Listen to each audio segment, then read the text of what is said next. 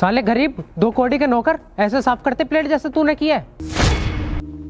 अरे तुम तो विकास हो ना, मेरे क्लासमेट। अच्छा तो तुम ये काम करते हो, ढाबे के सामने बर्तन धोते हो। वैसे क्लास में तू क्या बोलता था? मैं बहुत बड़ा अधिकारी बनूंगा, लोगों की सेवा करूंगा, लाल बत्ती की गाड़ी में घूमूंगा। तो ऐसे सेवा कर रहा है तो लोगों की बर्तन धो के।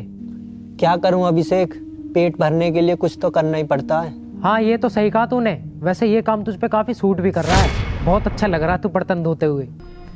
वो साहब जी, ये क्या बोले जा रहे हैं आप? सही बोल रहा हूँ बुड्ढे। तू एक काम कर, जल्दी से इससे प्लेट साफ करवा कर मेरे लिए खाना लगवा। मुझे बहुत जल्दी है, बहुत इंपॉर्टेंट मीटिंग में जाना है मुझे। साहब आप चुपचाप सुन रहे थे, इसकी बोलती बंद क्यों नहीं की? अरे कोई बात नहीं, ये लो आप प्लेट ले जाओ। ये लो आप प्लेट ले जाओ।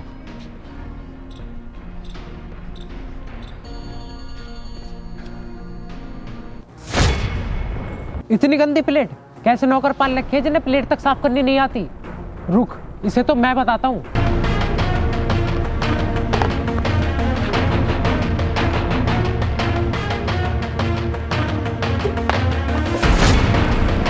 साले गरीब 2 कौड़ी के नौकर ऐसे साफ करते प्लेट जैसे तूने किया है।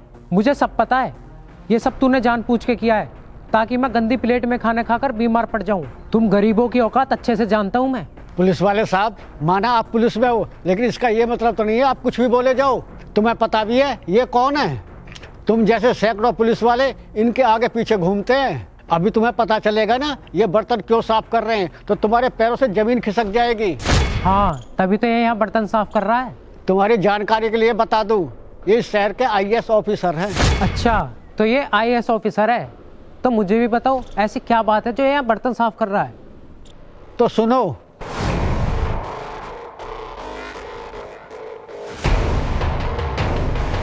सुनो बच्चे, तुम रो क्यों रहे हो?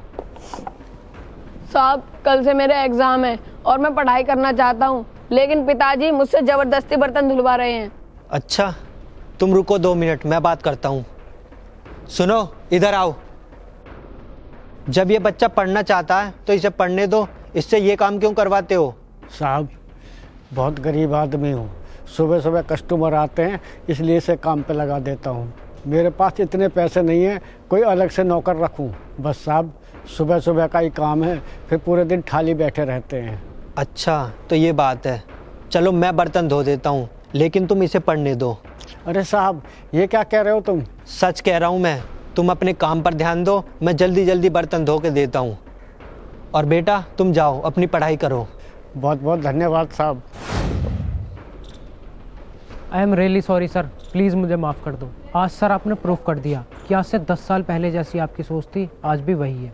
शायद इसीलिए आज आप इतनी बड़ी पोस्ट पर हो और इस शहर के आईएएस ऑफिसर हो। आज मुझे बहुत गर्व फील हो रहा है कि आप मेरे क्लासमेट थे। मेरी नासमझी के लिए प्लीज़ मुझे माफ़ कर दीजिए। चलो कोई बात नहीं, तुम्हें अपनी गलती का एहसास तो हुआ,